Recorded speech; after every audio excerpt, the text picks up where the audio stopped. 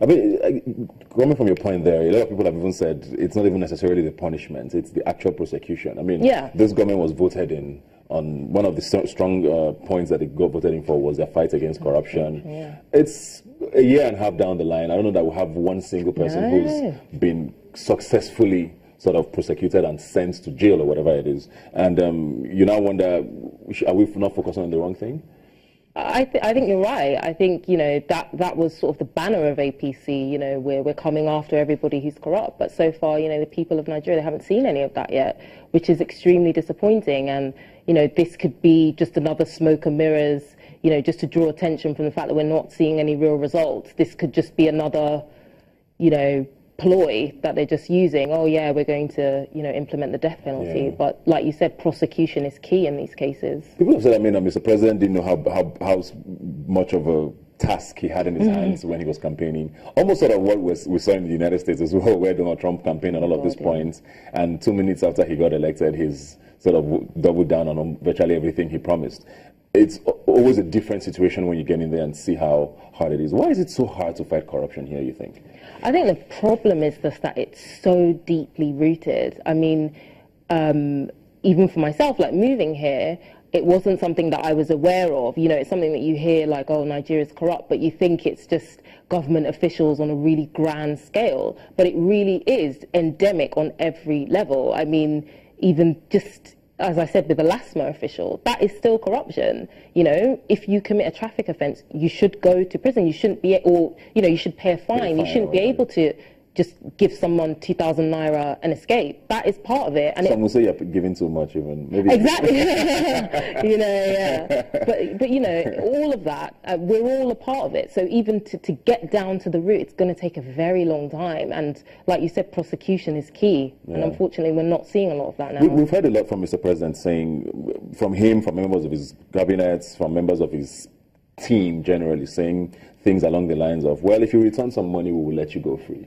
Is that an avenue we should pursue more actively, where we say, okay, just give us the money. At least we have the money, and then you can, you know, sit out and enjoy your life without necessarily going to jail. Is that an option? I don't think so. Personally, I feel as though if you give people an inch, they will take a mile. There's no deterrent there. If you're saying that you can return something that you've stolen, you don't have to face prosecution, then what would stop another person from coming into office and trying to steal? Because there's still that, oh, well, I'll give it back if I, you know, if I have to. So I think there has to be a zero tolerance attitude towards these kinds of things. Otherwise, it's never going to stop. I mean, the endemic part you talk about is actually probably the biggest problem, where you have regular citizens who are not even in government yet, who aspire to go to be in government mostly because they want to enrich themselves. And one of the biggest issues we've had with this presidency, with this government so far, has been, you know, we're in a recession. People who have transactions out of Nigeria are pretty much unable to do anything anymore because of all the restrictions with transfers and dollars and all of that. And the government believes it's working, where people are not able to stash funds anymore outside of the country. I mean, you can't travel with cash that much anymore. You can't also tell your bank to wire so and so. Are those measures, as tough as they might be now, don't you think they would pay off eventually? Things like that? I think so, but I feel like the problem is that the average Nigerian is not understanding why these measures are being placed. If somebody is a business owner and you're squeezing out of them the little that they're trying to do, just trying to run a business to survive. You know, in Nigeria, you have to provide everything for yourself. Your own water, your own light, everything is on you. And this person is struggling. They're trying to import things and it's becoming a problem. For the big fish, you know, they'll still find a way around it, but it's squeezing middle Nigerians out. And the government is not doing a good enough job in communicating why this stuff is happening. They're not you know, we're not, as you said, we're not seeing these big fish being prosecuted. We're not seeing the results yet. So it just feels like we're being squeezed unnecessarily. Well, good luck to the government. I mean, it's been a very tough year for every single Nigerian. I don't know anybody who I've met and hasn't complained, regardless of your class in the society. So hopefully 2017 starts bringing some results, especially with regards to corruption. But finally, now let's talk Niger Delta issues. And I know that it's always a touchy issue. And a community there led by their Mayanabo, I think, they've sued Shell.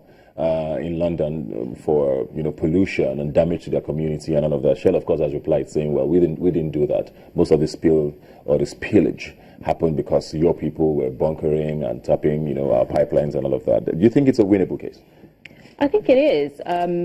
And I'm really happy that they've gone to London to pursue that case. I mean, I read some stuff about it before saying that they didn't trust the Nigerian courts 100%, and which is why they took it to London. I think in the previous case, they won something like an $80 million settlement. So, I think it's a winnable case, and I'm glad that they've gone there to pursue it. But it does open up questions about Nigeria's court process, that it's unfortunate that, they have to take the case to London. What if they didn't have that option. The option to do that? Does that mean that the community would just stay the way it is? Yeah. But I definitely think it's a winnable case, and I'm glad they're pursuing it. But does the company have a case with what they say, do you think? Because, I mean, we even till today, we still hear cases of we actually have a capacity of 2 million barrels a day, but we're only able to export 1.6 because the others we can't account for. Mm-hmm. Why? Because there's bunkering. So isn't that something that might be an issue, you think? I think it might be, but I don't think it will be to the point where it could completely, destroy their case. I do think they have a strong case. Yeah. Otherwise, I doubt the law firm in London would have picked it up if there wasn't, solid evidence of Shell's wrongdoing. What does this do for companies? I mean, oil has been the mainstay of our economy. We have all of these companies, the Shells, the Chevrons, who have been here for decades, working here, and a lot of them have had issues recently where some have even doubled down on their work here, some have even packed and left completely because it's becoming harder for them to survive in the climate here. What going forward, what does this do to confidence, for example, of, let's say, investors who want to come in? Does this affect them in any way, you think, or does it just make them, work better when they're here? I think it will instill in them a sense of responsibility, which I think people are able to come into Nigeria. I mean, the business environment is difficult, but I think they've been able to come into Nigeria and sort of get away with doing whatever they want. And now, these people are leading the example that you can't just come and, take stuff from our soil and destroy it and leave. I think it will push accountability, which is something that's necessary for foreign businesses here. Yeah. So for us, I think it's a win.